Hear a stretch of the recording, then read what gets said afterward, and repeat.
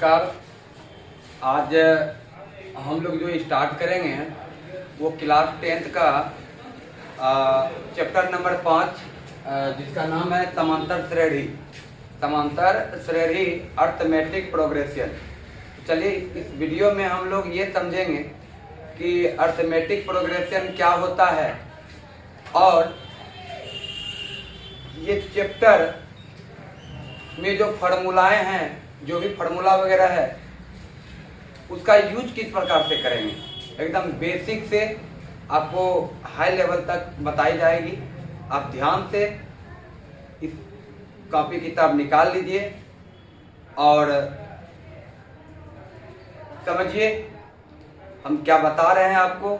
तो इस चैप्टर का जो नाम है वो है समांतर श्रेणी। क्या है? समांतर श्रेणी। और अगर हम देखें, पहले समांतर को छोड़ देते हैं, पहले ये समझते हैं श्रेणी क्या होता है, मतलब प्रोग्रेशन क्या होता है ना। जैसे आप देखे होंगे कि चलो भाई मेरे पास अभी कुछ पैसा है, 50 रुपया है, कल के दिन मेरे पास 60 रुपया हो गया, अगले दिन मेरे पास 80 रुपया हो गया, अगले दिन मेरे पास और बढ़ गया। तो हम ये कह सकते हैं कि पॉजिटिव रूप से मेरे में प्रोग्रेस हो रहा है। क्या हो रहा है? पॉजिटिव रूप से मेरे में क्या हो रहा है? प्रोग्रेस हो रहा है, मतलब इनकम बढ़ रहा है। या नहीं तो अगर हम मेहनत की बात करें, ये अगर वही पैसा अगर कम होते जाए तो हम बोलेंगे नेगेटिव रूप से प्रोग्रेस हो रहा है। मतलब वो एक पॉजिटिव प्रोग्रेशन और एक नेगेटिव प्रोग्रेशन। मतलब अगर हम आपको एक एग्जाम्पल दे और एग्जाम्पल के माध्यम से समझाएं कि भाई अगर ये 4, 6, 8, 10, 12 और इस तरह करके ये चल रही है, तो हम आपसे ये पूछेंगे कि इसका अगला जो पद आएगा 12 के बाद जो आएगा वो क्या आएगा। तो आप हमको बताइएगा कि सर 14 आएगा। कैसे? आपने क्या दिमाग लगाया? आपने यह लगाया कि हम देख रहे भाई यहाँ पे 4 से जो 6 आया है ये 2 बढ़ा है, ठीक है, और 6 से जो 8 आया है ये भी 2 बढ़ा है, और 8 से जो 10 आया ये भी 2 बढ़ा है, और 10 से जो 12 आया है ये भी 2 बढ़ा है। और इस आधार पर आप हमको कहिएगा कि जब ये श्रेणी 2 2 2 2 करके बढ़ रहा है तो आगे भी ये भविष्य में 2 बढ़ेगा और अगला पद इसका क्या होगा? तो 14 होगा। बात समझ में आई? अगर हम आपको कोई दूसरा दें, एग्जाम्पल 11 है, 23 है और 47 है और इसी तरह करके ये चल रहा हो, और अब हम आपसे ये पूछते हैं कि इसका अगला टर्म क्या होगा, तो आप दिमाग लगाइएगा और ये सोचने का कोशिश कीजिएगा कि आखिर इन चारों के साथ हो क्या रहा है। जो इन चारों के साथ हो रहा होगा, आने वाला जो पद होगा उसके साथ भी वही व्यवहार होगा। जैसे अगर हम देखें तो 5 से 11 जाने के लिए हमको 6 बढ़ाना होगा, ठीक है, और 11 से 23 जाने के लिए हमको 12 बढ़ाना होगा, और 12 से 23 से 47 जाने के लिए हमको 24 बढ़ाना होगा। तो हम ये देख रहे हैं कि पहले तो भैया ये 6 बढ़ा, फिर इसका दुगुना 12 बढ़ा, फिर इसका दुगुना 24 बढ़ा, और अब इस आधार पे हम ये कह देंगे कि भाई जब आप दुगुना करके बढ़ रहे हो तो अगला जब भी आएगा तो इसका दुगुना 48 बढ़ेगा, और 48 जब हम इसमें ऐड कर देंगे तो ये हो जाएगा 95। तो आप इस आधार से कह सकते हैं कि अगला जो इसका पद आएगा वो 95 आएगा। क्या आएगा? 95 आएगा। अगर हम कोई दूसरा एग्जांपल लेते हैं तो ये 5 है, फिर ये 10 है, फिर ये 20 है, फिर ये 15 है, फिर ये 25 है, अब 25 है, और अब आपसे हम ये कहते हैं बताओ भाई अगला जो पद आएगा, अगला जो टर्म आएगा वो क्या आएगा। तो आप तुरंत ये दिमाग लगाओगे कि अगला टर्म क्या होगा। ये इस आधार पे आएगा जो इस 5 के साथ हो रहा है। इस 5 के साथ जो रूल फॉलो कर रहा होगा उसी आधार पे अगला आएगा, ठीक है। हम देख रहे हैं कि भाई यहाँ पे 5 बढ़ा, यहाँ पे क्या बढ़ा? 5 बढ़ा। फिर अगला देख रहे हैं 10 बढ़ा, ठीक। फिर आगे हम देखें कि ये भाई 5 घट गया, फिर देख रहे हैं कि ये 10 बढ़ गया, क्या हो रहा है, 10 बढ़ गया, ठीक है। फिर अगला हम देखेंगे तो देख रहे हैं कि यहाँ पे कोई सिंक्वीज नहीं लग रहा है, ये 10 बढ़ा, 5 घटा, फिर 10 बढ़ा, फिर 5 घटेगा, तो यहाँ भी तो घटना चाहिए, मतलब ये सीरीज नहीं बैठ रहा है, तो आप इसका अगला पद नहीं निकाल पाओगे। क्यों नहीं निकाल पाओगे? क्योंकि ये चारों के साथ, ये जो 5 टर्म दिया गया था, इस पांचों के साथ रूल फॉलो नहीं कर रहा है।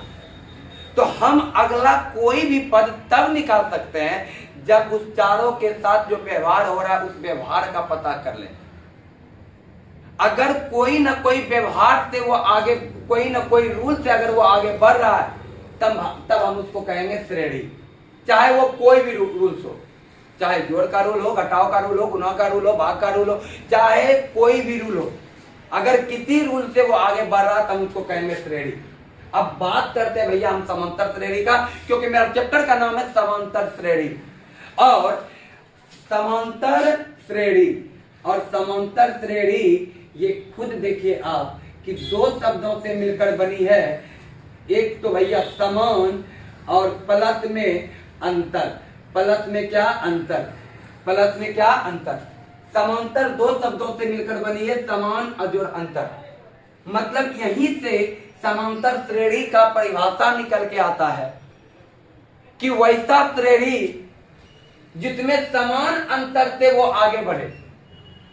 कैसा अंतर से? समान अंतर से। अगर हम इस क्वेश्चन में देखें तो इस क्वेश्चन में कितना बढ़ा, तो 6 बढ़ा, फिर अगले में ये कितना बढ़ गया, तो 12 बढ़ा, तो क्या ये समान अंतर से आगे बढ़ा है?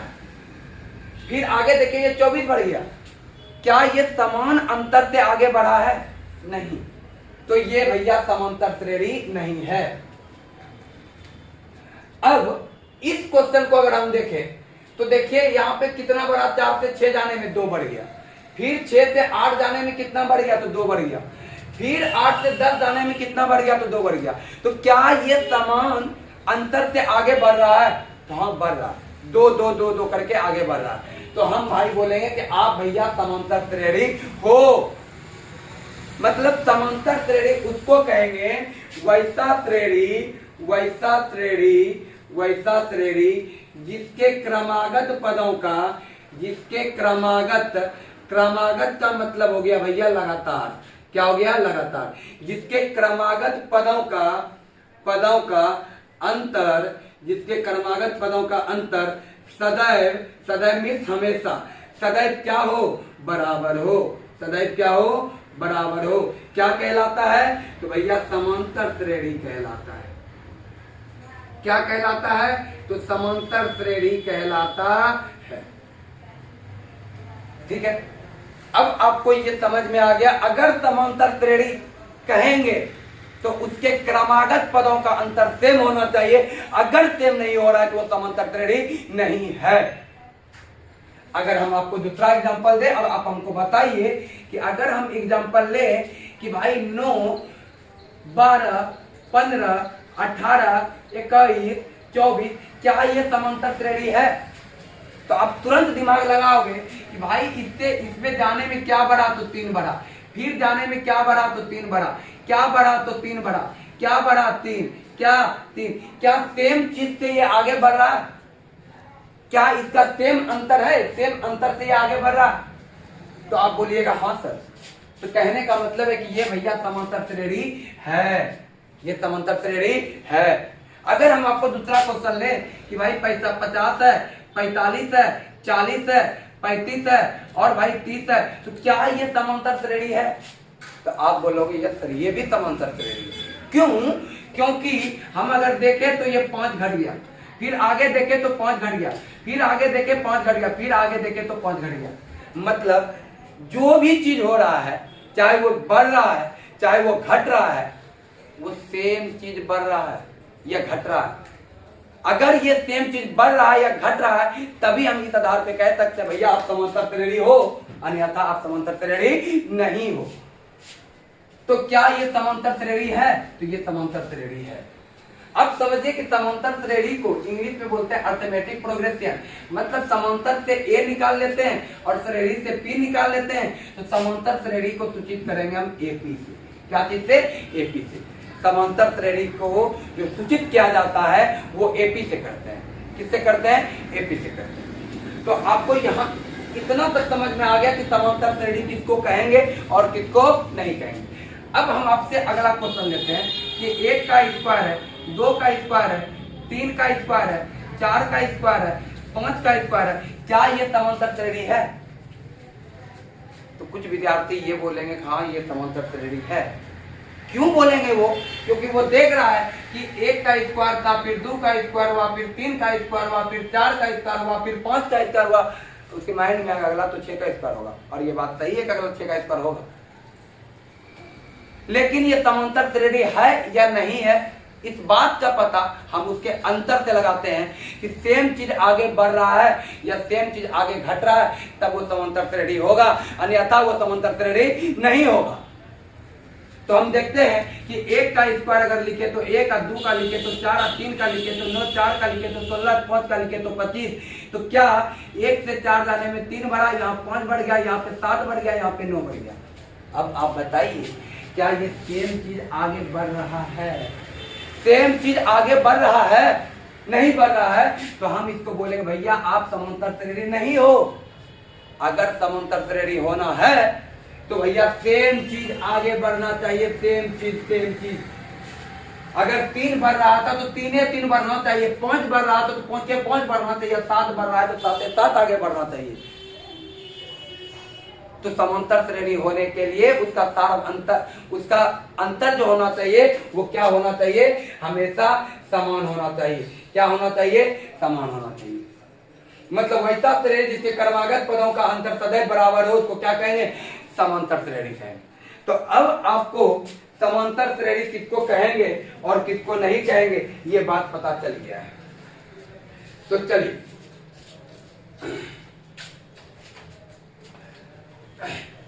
अब आगे हम लोग ये समझेंगे, ठीक है। एक एग्जांपल लेते हैं और हम कह रहे हैं कि भैया ये एक एपी है, मतलब अर्थमेटिक प्रोग्रेशन है, और जैसे 9 है, 12 है, 15 है, 18 है और 21 है, इस तरह करके ये आगे बढ़ रहा है।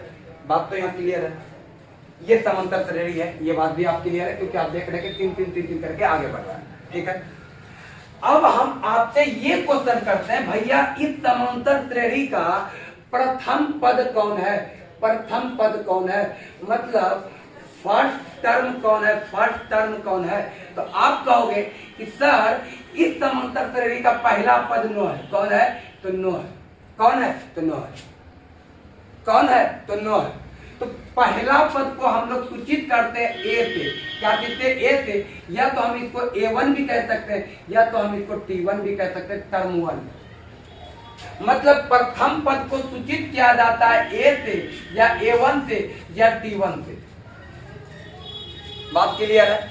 एक बात आपका ये क्लियर हो गया कि प्रथम पद को सूचित करेंगे किससे? ए से या A1 से या T1 से। अगर हम आपसे पूछते कि भैया द्वितीय पद क्या है, मतलब दूसरा पद क्या है, तो आप कहते सर दूसरा पद तो कौन है? 12 है। तो दूसरा पद को सूचित करेंगे A2 से या तो भैया T2 से। T4 टर्म 2 या A2 से या तो फिर T2 से।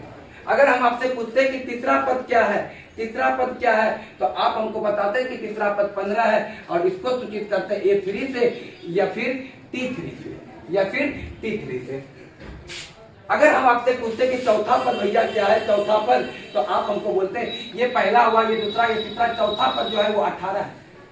हम इसको सूचित करेंगे A4 से या फिर T4 से। तो आपको यहां तक समझ में आ गया कि एपी किसको कहेंगे और किसको नहीं कहेंगे, और एपी का जो शुरू वाला पद होता है उसको क्या चीज से डिनोट किया जाता है या क्या चीज से सूचित किया जाता है। अब आगे हम नोट का, ये हम नोट में आपको बातें बता रहे हैं और हम नोट का अब दूसरा नंबर पॉइंट को समझेंगे। नोट का दूसरा नंबर पॉइंट, अगर हम बोले कि ये जो एपी था भैया आपका, ये जो एपी था 9, 12, 15 18, 21 इस तरह करके ये चल रहा है, इस तरह करके ये चल रहा है। और अगर हम आपसे ये बात पूछें कि इस एपी में किस हिसाब से ये आगे बढ़ रहा है, तो आप हमको बताइएगा कि सर 9 से 12 होने में 3 बढ़ा, 12 से 15 होने में 3 बढ़ा और 15 से 18 होने में 3 बढ़ा। अगर ये सेम नहीं रहा तो आप एपी बोलते ही नहीं। तो जो जिस अंतर से, जिस समान अंतर से ये आगे बढ़ रहा है, जिस समान अंतर से ये आगे बढ़ रहा है, उसी को कहते हैं सार्व अंतर। क्या कहते हैं भैया? सार्व अंतर। और इंग्लिश में इसको बोलेंगे कॉमन डिफरेंस। कॉमन डिफरेंस क्या बोलेंगे? Common difference. ठीक है। और कॉमन डिफरेंस को जो सूचित किया जाता है छोटी डी से। कौन से डी से? छोटी डी से। और अब हमसे पूछते हैं कि भैया ये जो एपी था, इस एपी का सार्व अंतर क्या होगा? बोले तो समान अंतर से जो वो आगे बढ़ रहा है वो अंतर क्या है, मतलब कॉमन डिफरेंस क्या है? बोले तो डी का मान क्या होगा? तो आप हमको बोलिएगा सर 3 करके आगे न बढ़ रहा है तो इसका सार्व अंतर 3 होगा। इसका सार्व अंतर क्या होगा? तो 3 होगा। क्या होगा? 3 होगा। तो 2 बातें आपका क्लियर हो गया कि एपी के पद को कैसे डिनोट करेंगे और जिस समान अंतर से ये आगे बढ़ रहा है उसको किससे सूचित करेंगे? तो डी से सूचित करेंगे और उसको कहेंगे सार्व अंतर। अब आते हैं हम लोग नोट का तीसरा नंबर पॉइंट में। नोट का तीसरा नंबर पॉइंट में अगर हम एक एपी लें और उस एपी के बारे में हम आपको बताएं कि भैया वो एपी है 9, 12, 15, 18 और 21 है। इस तरह करके ये एपी बढ़ रही है और मान लिया जाए कि ये एपी इसी जगह रोक दिए हम। अब आगे मेरा कहना आगे नहीं, इतना तक ही रहेगा। ठीक है। तो हम आपसे पूछे कि भाई इस एपी का चौथा पद क्या है? चौथा पद क्या है? तो आप बोल दोगे 1, 2, 3, 4, तो चौथा पद 18 है।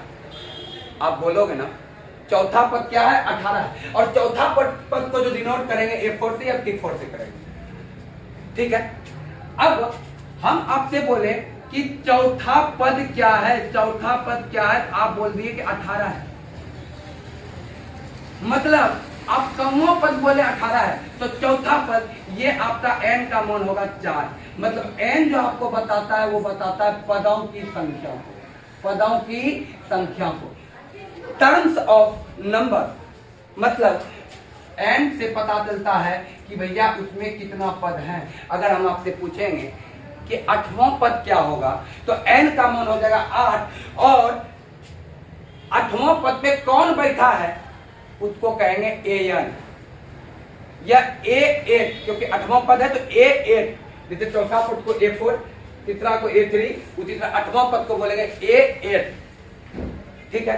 अब चौथा नंबर पॉइंट समझते हैं। नोट का चौथा नंबर पॉइंट समझ लेते हैं। क्या समझते हैं कि अगर कोई एपी है, ए है, बी है, सी है, डी है, ई है और इसी तरह करके सपोज ये एक्स तक गया है, एक्स तक, और हमको नहीं पता है, हमको ये बात नहीं पता है कि ये जो एक्स है ये क्या नंबर का पद है, ये हमको नहीं पता है। मतलब अगर हम आपसे ये पूछते कि तीसरा पद कौन होगा तो आप सी बोल देते। हम आपसे पूछते प्रथम पद क्या होगा तो आप ई बोलते। लेकिन इसी तरह करके ये चलते चलते एक्स तक गया है, लेकिन हमको ये नहीं पता है कि एक्स जो है वो क्या नंबर पे आएगा। तो हम ये तो कह सकते हैं ना कि भैया इस एपी का ये अंतिम पद है। कौन सा पद है? अंतिम पद है। अंतिम पद मतलब लास्ट टर्म, और लास्ट टर्म को ही सूचित करते हैं ए एन से। क्या चीज से? ए एन से। ठीक है। तो ए एन इसका क्या हो जाएगा भाई? एक्स हो जाएगा। ए एन का मान क्या हो जाएगा? एक्स हो जाएगा। तो आपको इतना बात समझ में आ गया कि प्रथम पद को ए से और सारा अंतर को बी से और पदों की संख्या को एन से और अंतिम पद को ए एन से डिनोट किया जाता है। और हम आपको एक बात बता देते हैं कि अंतिम पद ए एन बराबर फार्मूला होता है A plus N minus 1 into D. A plus N minus 1 into D. अब हम आपको अगले वीडियो में ये बता देंगे कि ये आखिर ये ए एन का जो फॉर्मूला आया A plus N minus one into D, ये फॉर्मूला आखिर आया कहां से? ये फॉर्मूला आखिर आया कहां से?